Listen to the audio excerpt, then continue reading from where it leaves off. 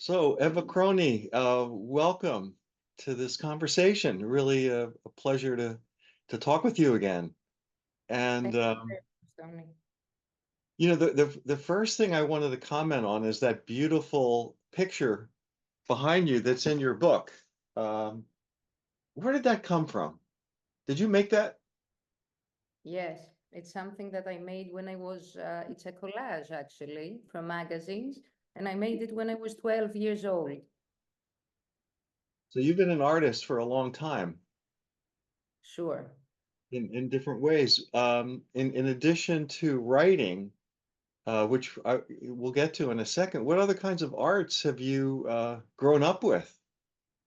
I love arts, and I had a scholarship in Royal Academy of Dance in London when I was 12 years old. So I've been brought up, with music and art. I'm into art, I think even the way that I'm cooking, I'm a cook. So I think even the way that I'm cooking, it has to do with art. Mm.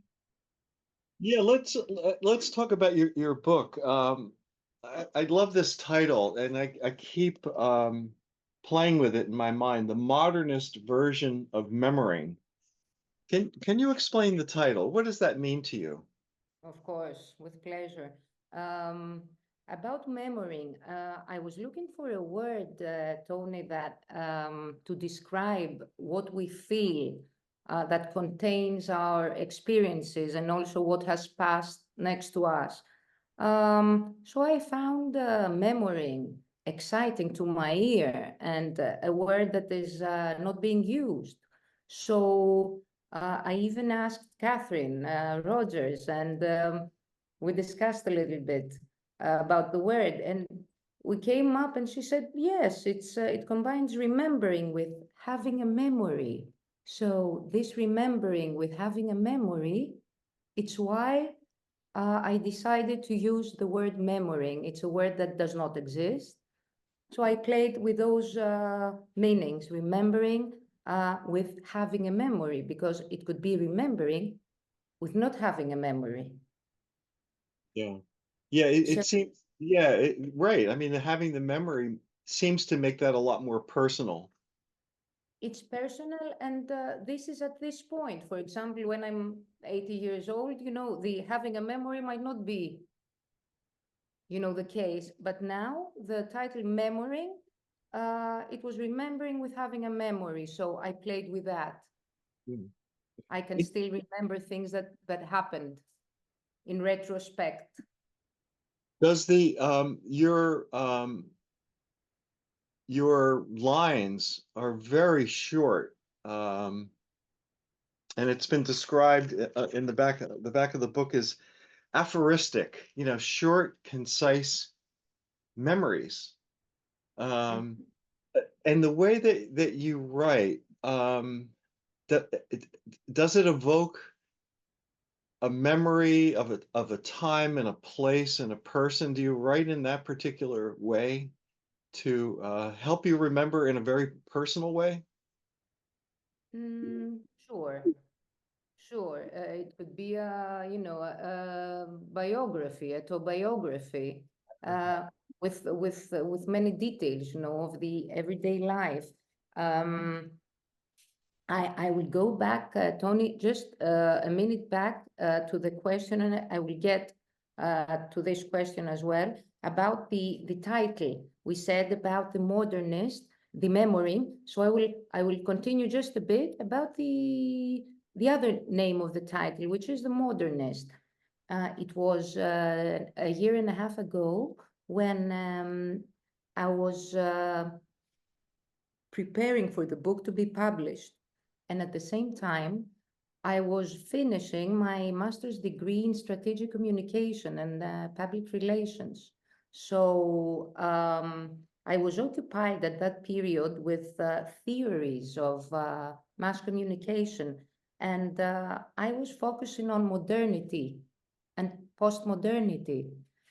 So when I had chosen the word memory, then I had the theories in front of me, and there are some differences in the theories between modernity and post-modernity. For example, modernity has it's a master narrative of progress through science and technology versus post-modernity, which is a skepticism of the idea of progress and anti-technology reactions.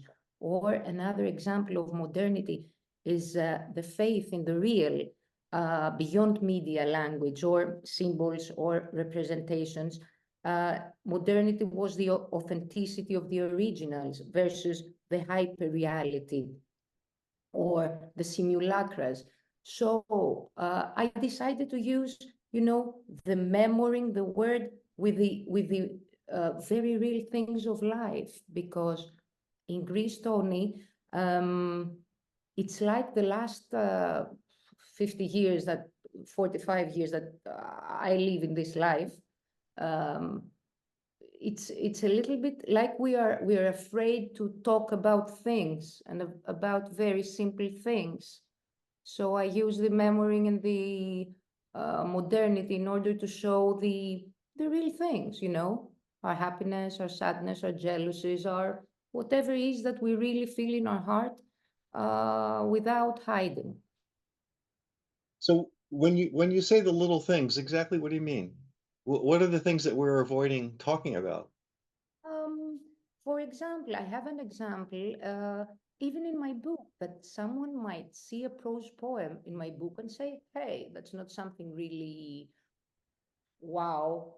And I didn't care for something wow. I cared for the real thing. For example, something bias. I will read you a little prose poem, 2 or 3 lines, that has to do with bias. But if someone doesn't understand what is behind, he or she could say, and what is this? That's not something really interesting as a poem. Or I really cared about showing the very important things of life, But if you search in these 2 or 3, 4 lines, you could see a bias. And in our society, we need to talk about biases in work, in families. In Greece, we have these things we're not talking about biases. In work, someone is doing a violence towards you, no one talks about it. So I wanted to be real, an open conversation. That's why at the end of the book, where is the table of contents, there's no name for the prose poems. Maybe you can read something and have another name. Yeah. Yeah. Right. They're not classified. It's like one thought after another in a very personal, I'm saying personal way, because you wrote it. And can you read that poem that you were just mentioning about bias? If you could read it in English and in Greek, that would be great. Love to hear that.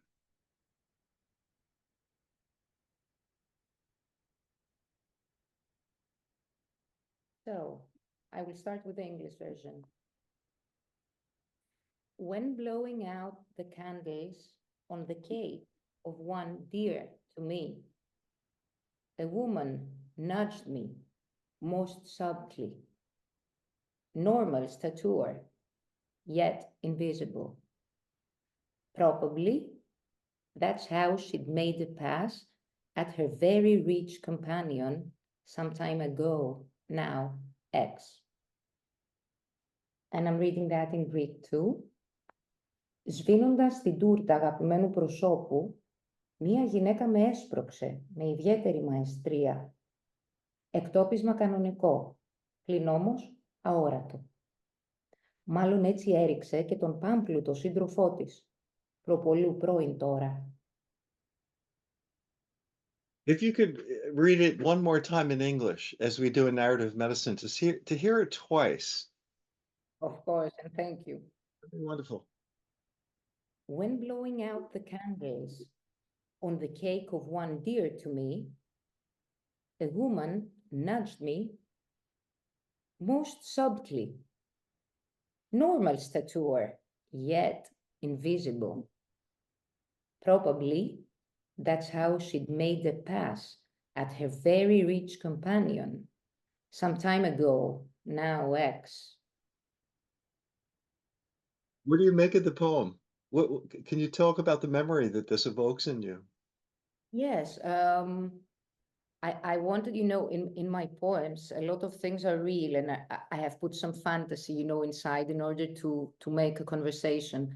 And imagine a place where you have a party and a cake, or a candles or a birthday, and someone comes in a way that he wants to, without talking, he wants to be there in the picture. It's silly. Or you could say, hey, Eva, this is immature. No, it's not immature because it's something that happened.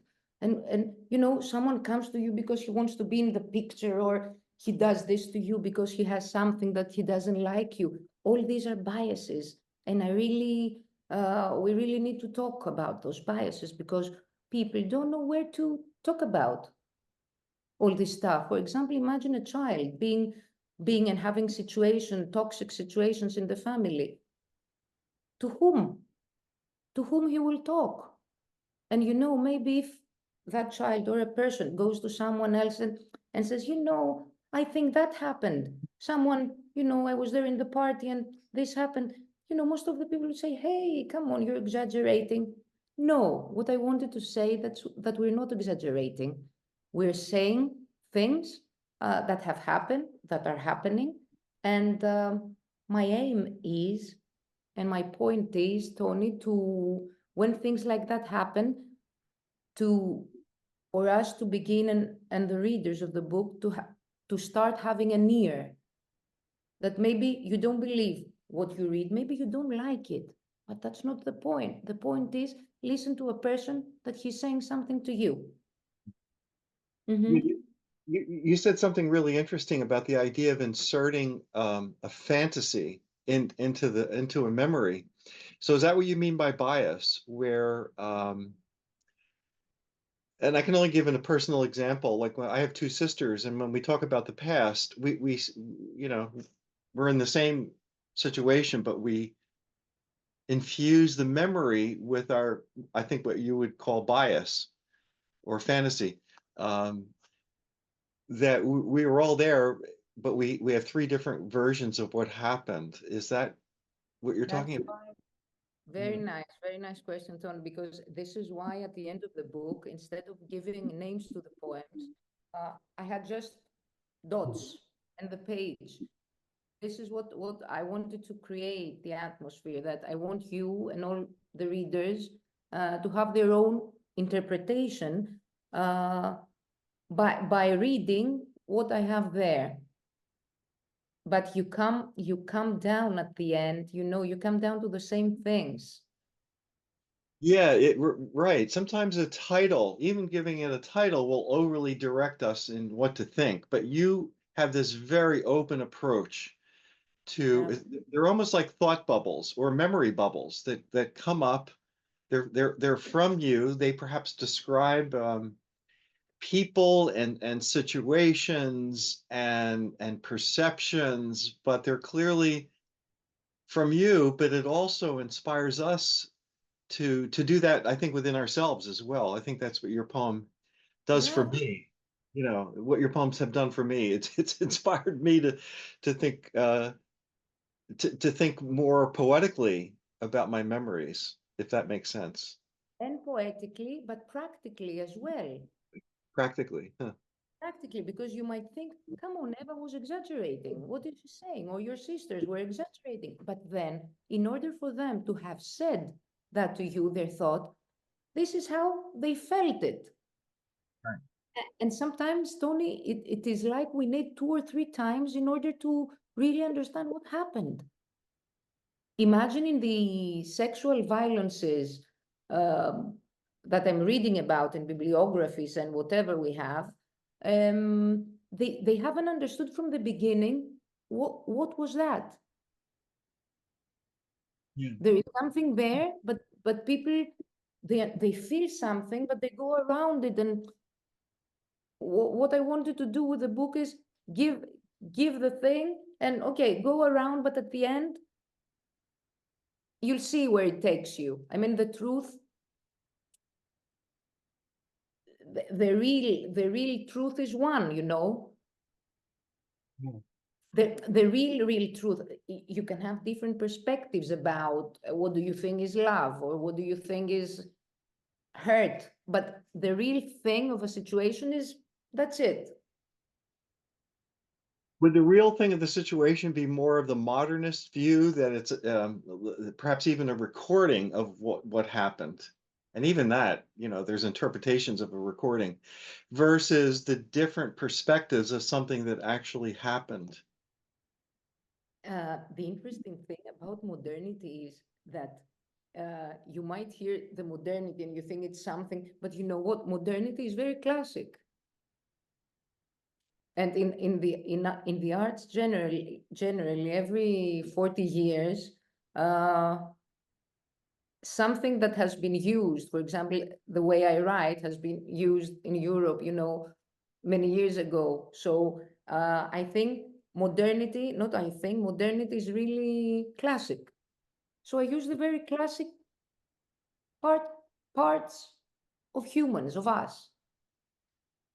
You know, it reminds me, now that we're talking about this, it reminds me of that film Rashomon. Do you know that film? No, Tony. It's the Japanese film about a crime that was witnessed by 7 different perspectives. So there's 7 characters. Each of them have a different view of the crime that was committed, including the person who committed the crime. So it's it kind of brings up this idea that reality is not so simple. Something happens, but then we've got the filters, we've got the way that we have of remembering things, we have our biases, we have our gender, our age, our culture. All these seem to be, I guess, filters, right? In how we actually remember things. Sure, but for example, in this poem that I read to you, you cannot go a lot around of the situation because it says someone, a woman, came and nudged you. Nudged you means nudged you.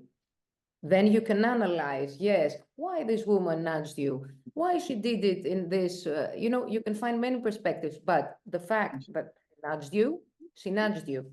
And what about if there was someone that couldn't talk about it, or if it was a child that being nudged or being raped or being, you know, this is what I meant by the real, some very, you know, core things. For example, this is yellow, okay? This is yellow, yeah. Yeah, we see that yellow, not red. But for the very core things, the nudge was a nudge. Someone came and did that to you. Yeah. This is what I wanted to say, Tony. Well, and you said, I think, subtly nudged. So it's subtle. So you further define that. But I was also thinking that when you held up the yellow marker, you know, if you were colorblind, Bravo. you would then not perceive that particular color rather. Yeah. And maybe this was not an excellent example I was trying to give. You're very right. And yeah, but the nudge is a nudge. I was trying to see, you know, very, very core things of someone doing something to you. Yeah. I'm curious about the memories, the poems that you did choose to write. Why those pieces? Can you say something about why those memories were important to you? Okay. What I was thinking, Tony, is that I wanted to feel free. I wanted to feel free uh, to write, even about things that people, you know, might not like. But I wanted to feel free. Also, sometimes writers do not know exactly what they're doing. They're doing something because they feel like it. So it's really that I felt like it from within my heart. And I was thinking of George Seferis, which is one of the best poets ever in Greece, and a novelist and a journalist. And he said that poetry has its roots in the human breath. And what would we do if our breath were to diminish? It's George Seferis. So I felt that this is breathing to me. Hmm. This is breathing to me, and it's part of who I am.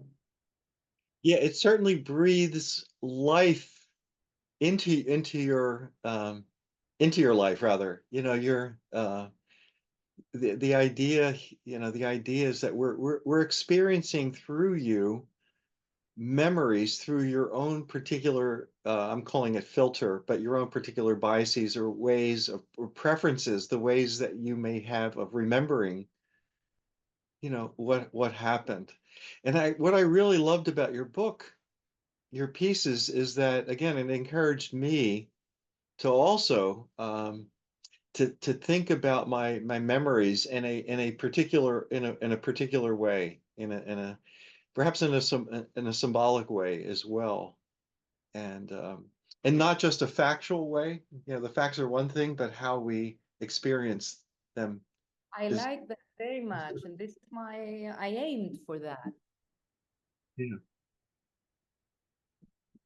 Yeah, and also George Seferis continued and said that I feel that poetry is an act of trust, and maybe we owe our suffering to a lack of trust. Hmm. You know, trust your instincts. Trust your instincts. Yeah, I mean, if you don't have how do you say a situation, or generally, if you have a clear mind, you know, trust your instincts. It's very important because in our society, it's like we start forgetting our own instincts. Yeah, that's right. A lot of, I think, what narrative medicine has taught me is to keep an open mind, not only to what other people are saying, but also what's coming up in me, to be mindful of the thoughts that are coming up, not to suppress them or repress them, but to accept that these are my thoughts, my ideas, my feelings. I can decide what to do with them later. I Yeah, can express them or not. It depends on what's coming up. So your book is in many ways, it's just it gives permission for people to resonate in a different way, the events of their lives, and to think poetically is to think personally and symbolically, I suppose. sure. Can't And always be understood by everyone, but yeah. sure, to give a voice to that, uh, to which is for every person. Hmm. You know, our lives are, running wild, and with the technology as well. So this close observation you just were talking about is very important, to be there and say, hey, what did he say? We need time, we need time. So because even in Greece, I don't think that a lot of people are really reading. There are some, of course, that they are into books and studying, but this close observation thing is something that I aimed Hmm. for my book. Can you talk a bit about your ideas about the Greek tradition of poetry and remembering? I'm thinking offhand about Homer and the how it was recited and not necessarily read. The stories, the myths, and Mm-hmm. how do you fit into that tradition? Well, it's something that I've been brought up, with Homer and Iliada, Hmm. and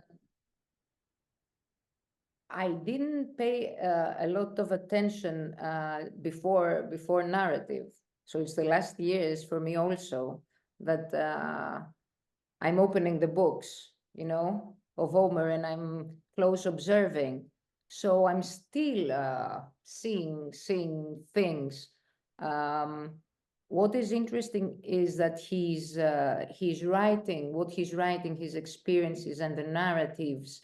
his narratives as a narrative in comparison with other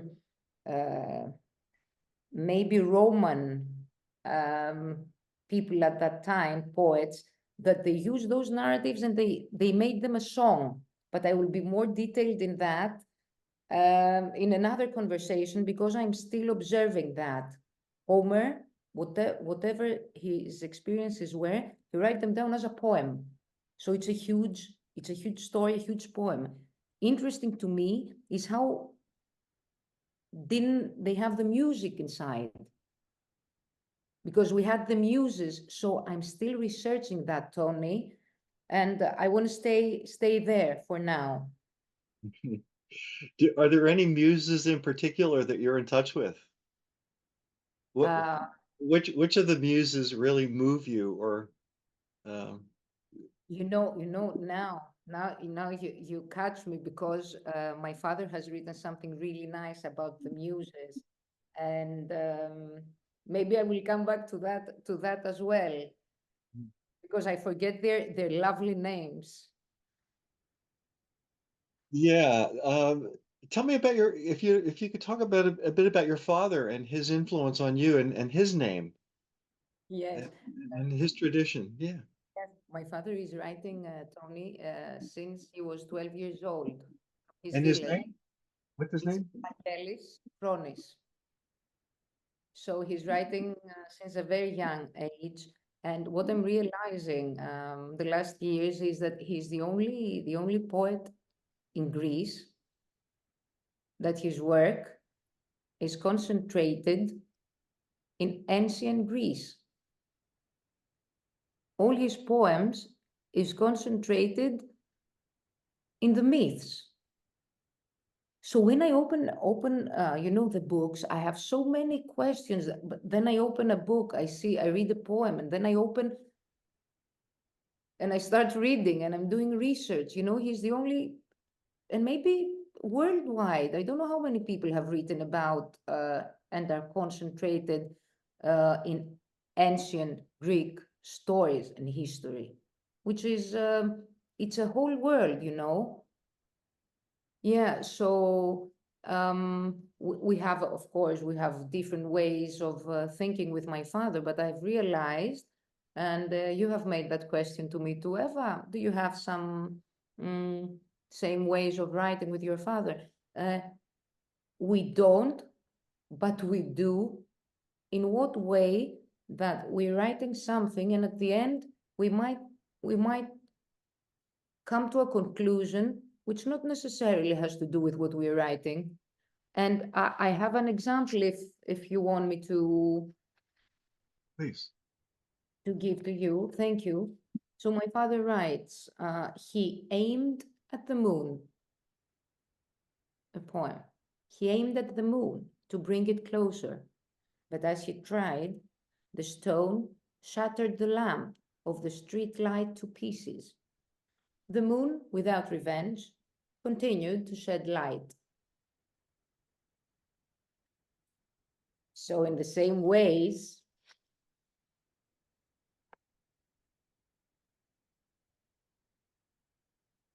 I'm coming down, for example, to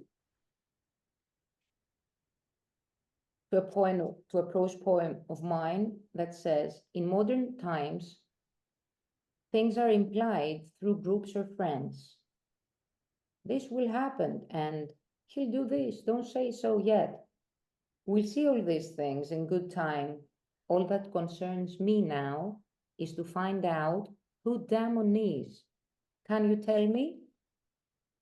So from where we were with friends and company, I came down to who Damon is. And Damon and Pythias, what I wanted to say here is Damon and Pythias is the story of the ideal friendship. If someone search about Damon and Pythias, so we're writing a story and then we're coming to another conclusion, which is life.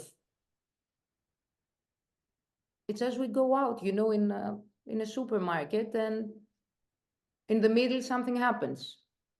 we have a nice conversation, we meet a friend. So this is something that maybe I have taken from my father, that we're writing something, and then we might have a different, not conclusion, but a thought. Mhm. Yeah. Yeah. Do you have any other poems that you would like to read? And Of what course, are thank you, yeah.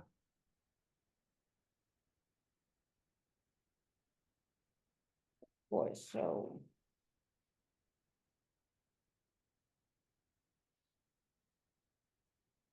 I'll give you another example, a second example of some similarities I find with my father as time passes.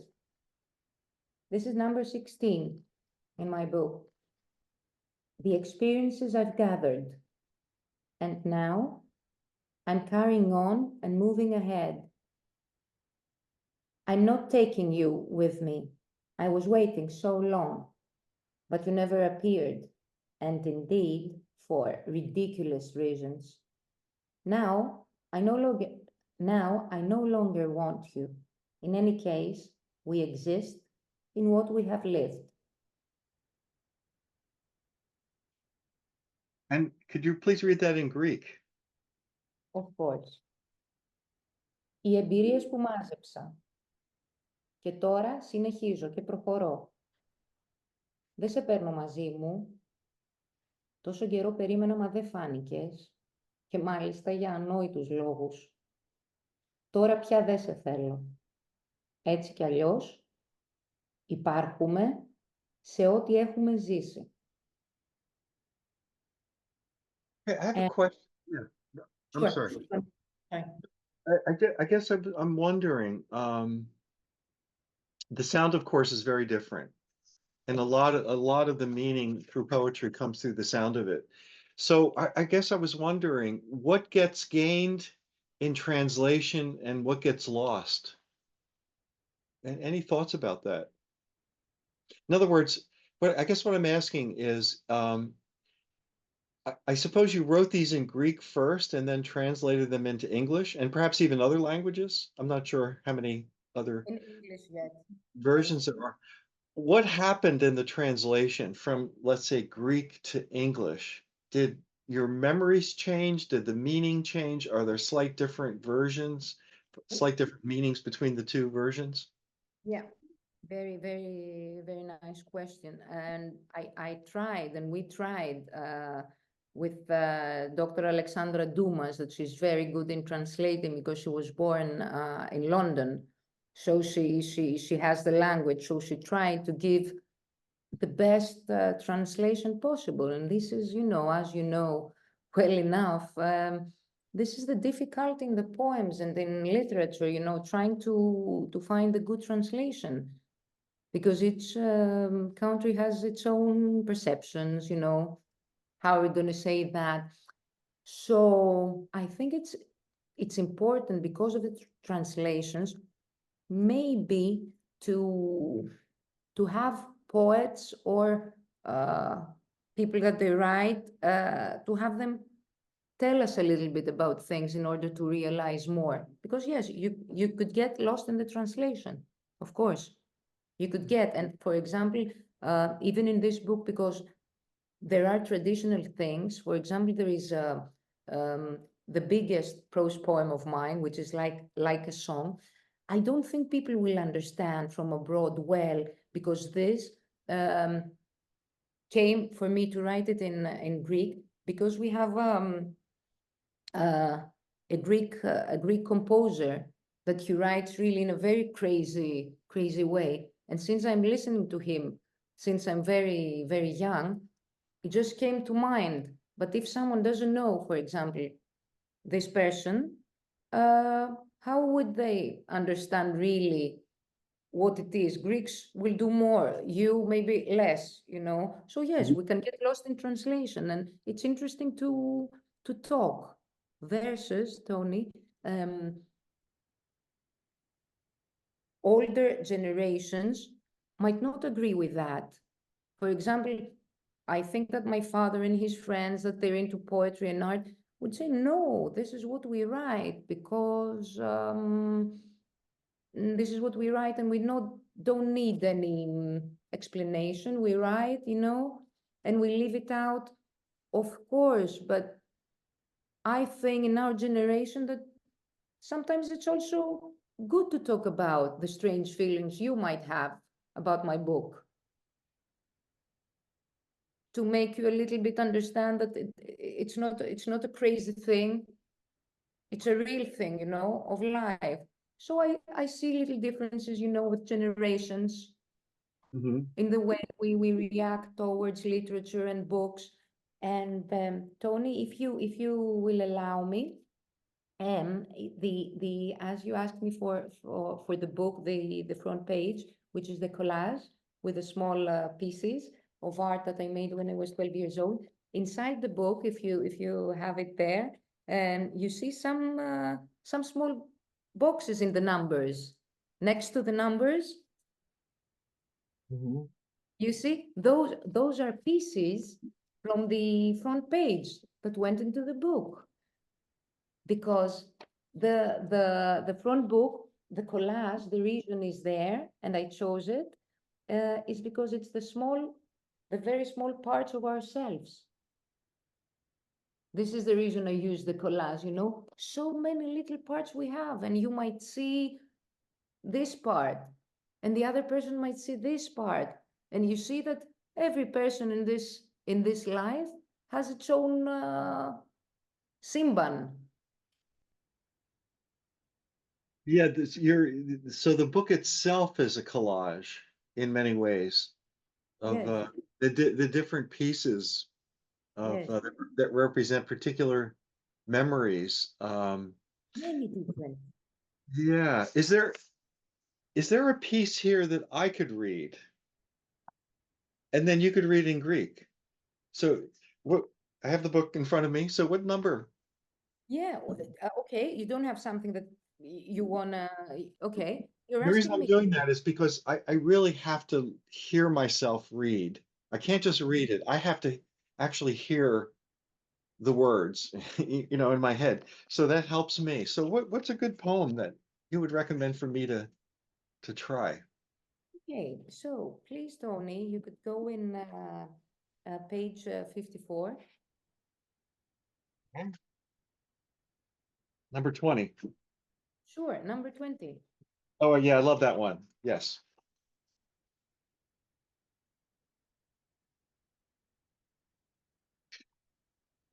Alexander came to pick me up for us to go to see our how do I say that? Arconis? Archondis. Arconis? Yes. Okay, let me try it again. Alexander came to pick me up for us to go to see Arconis. Arconis, although charmed, confided himself to cursing the municipality for its filth. If you could read that in Greek. Sure, and we discuss it after. Ήρθε ο Αλέξανδρος να με πάρει να πάμε στου γνωστού Αρχοντή. Ο Αρχοντής, παρότι γοητευμένος, περιορίστηκε να βρίζει το Δήμο για τις ακαθαρσίες του. So isn't it funny, Tony? A friend comes to your house and he says, come on, Tony, let's go to our friend Archondis today to have a coffee. So you go there to have a coffee, and Archondis is someone really known in your place, and you go there to see him, he's very happy you're going there. But instead of showing you how happy he is, he starts cursing the municipality, for the filth around.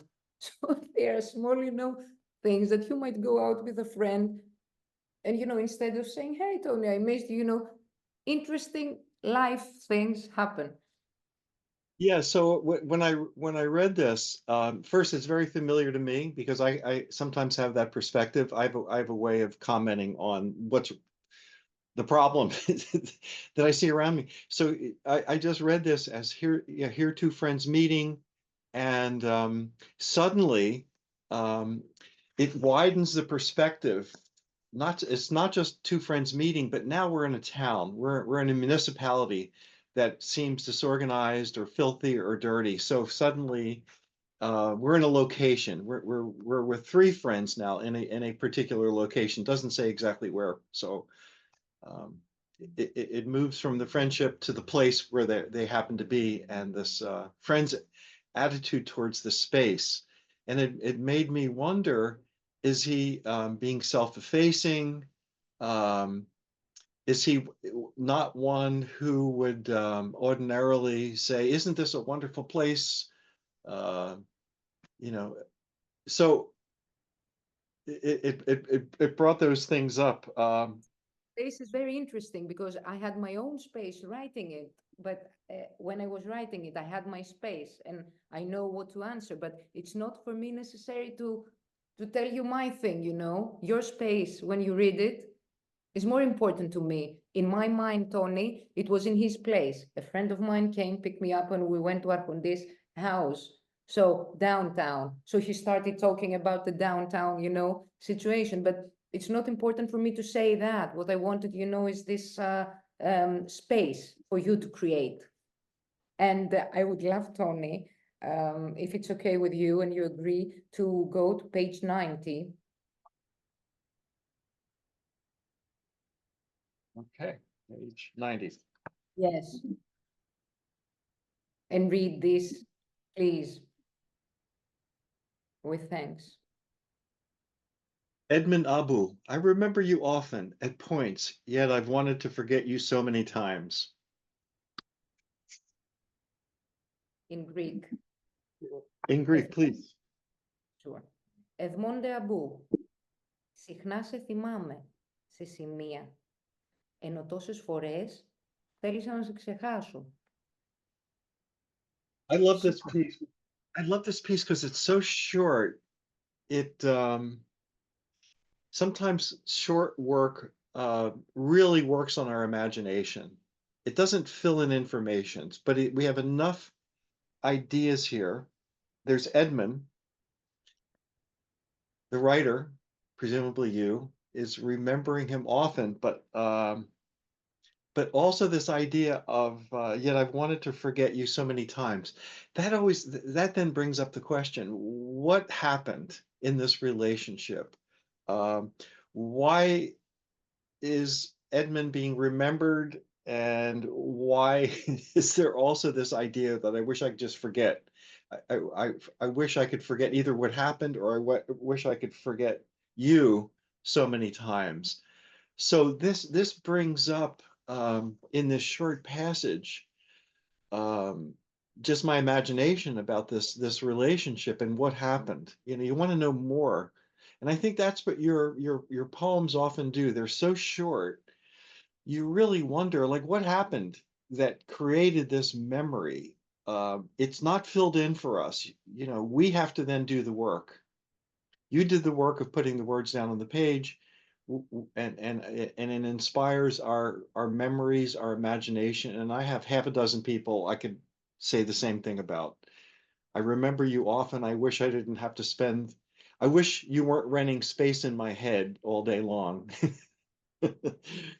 And for each one of those people, there's a story. So you know, who is Edmund? Who is Edmund Abu? You don't have to say, but Bravo. Who is Edmond Abu, Tony? Was a French novelist and a journalist. He lived back then in 80s, 57. So he loved Greece. He was spending time traveling, and he was living in France, and he was coming to Greece. He had a lot of connections with Greeks, and he has written The King of the Mountains back in 1857, where he examines the political, financial affairs of Greece with humor and irony.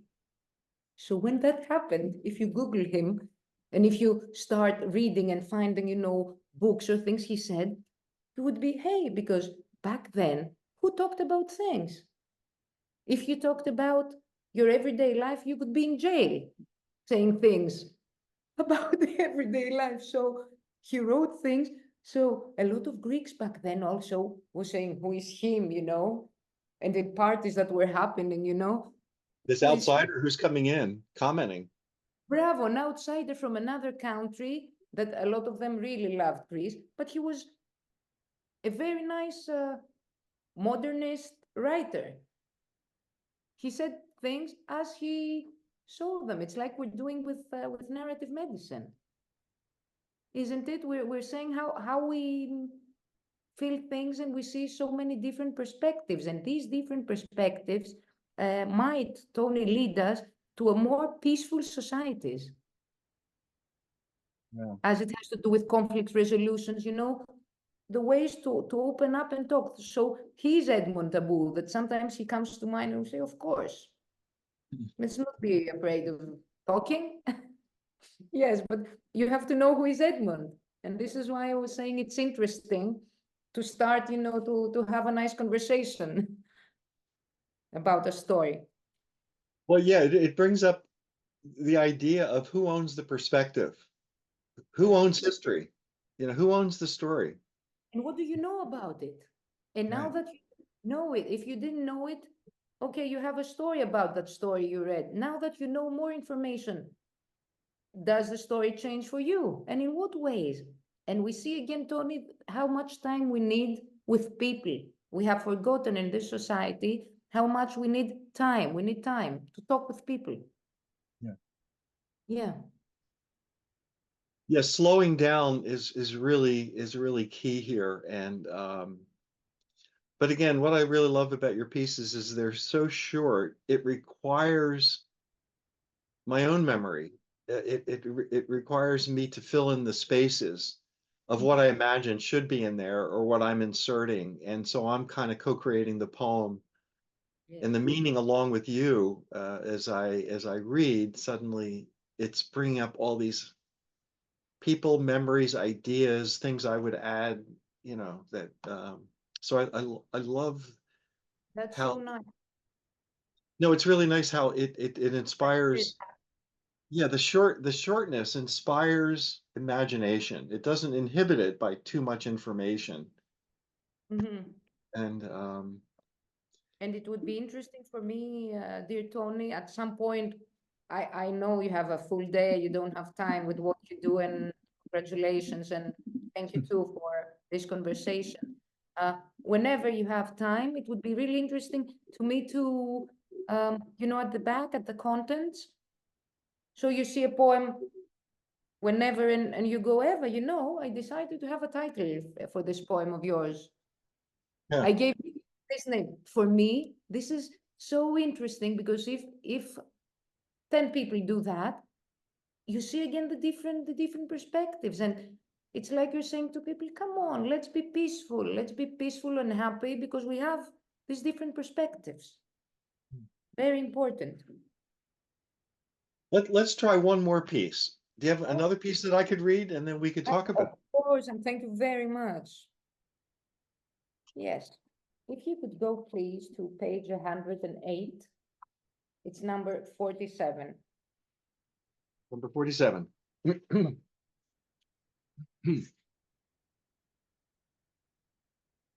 Young and inexperienced in the path of life and the journey a blink of the eyelids.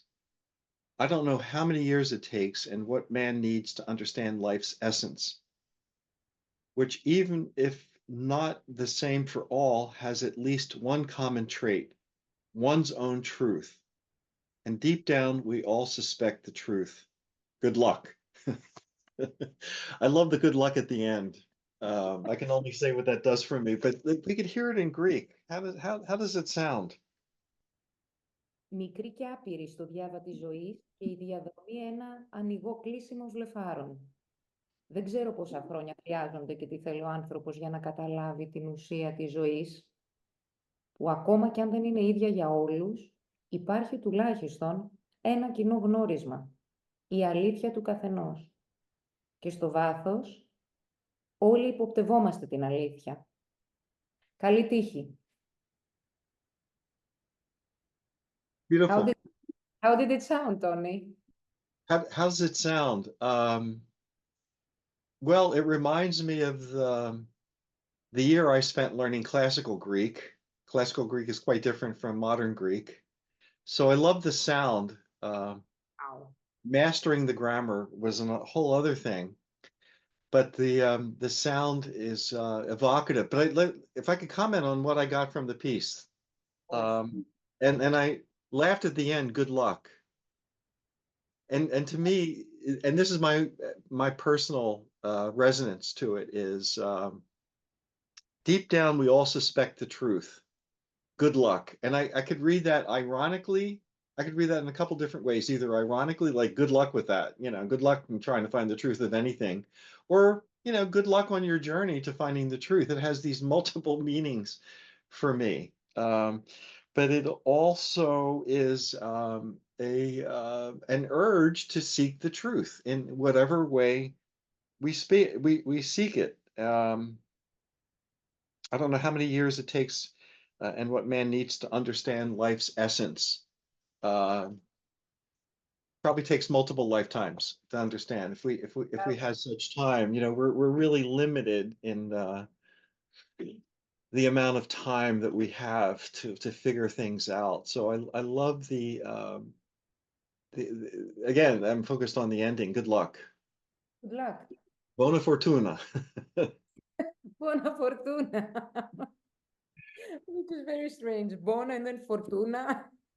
Yeah, and right, and that's Fortuna was a god, a goddess in at least in Roman mythology, and I'm sure there's probably an association in Greek since the Romans borrowed just about everything from the Yeah. Greeks when it comes to that.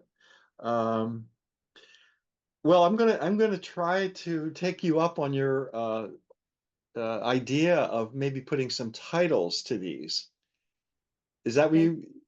Yeah. whenever you have whenever you have some time, even one by one for me is very interesting. Thank you for saying so. Yeah, and also I want to invite you. I run a simulationist community where we do narrative medicine. I would really love to invite you to read your piece and have it be heard by others and hear the narrative medicine process as we Thank you uh, very much, Tony, co-construct the meaning. We'll come up with a time. for asking me and taking the time to hear about my thoughts and the book. Thank you very much. I'm so happy I am in this community. I am too. I'm glad you're in it, and I'm glad I'm in it with you as well. So Very much uh, for giving me the time. thank you so much to you too.